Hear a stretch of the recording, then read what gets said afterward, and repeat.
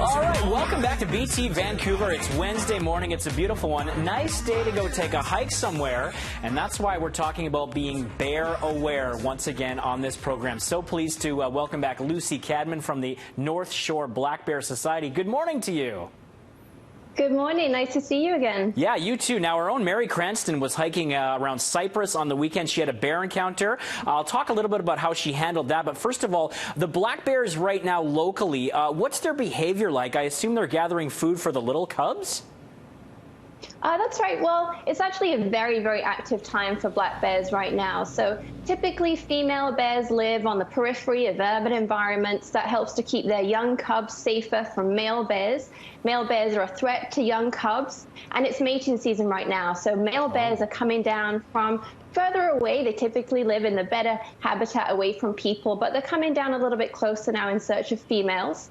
So this is the time of year that we have young bears, last year's cubs, so teenage bears that have recently been dispersed. So right before mating season, the mother sends those young bears away to find their own home range. That helps to keep them safe from those male bears. So we got curious young teenage bears. They're inexperienced. They're learning how to behave around people and around dogs.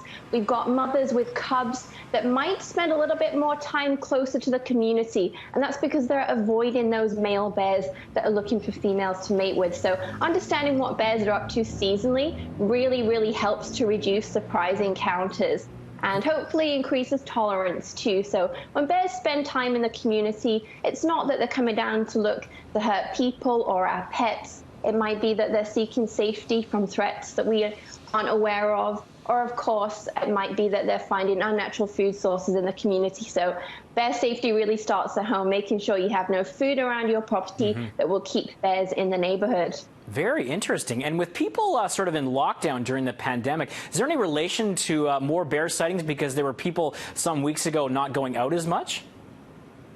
Well, in fact, we were quite surprised, and we had very few reports in the early spring of bears in the community, but we had many reports of people encountering bears in our regional parks and before the closures in our provincial parks.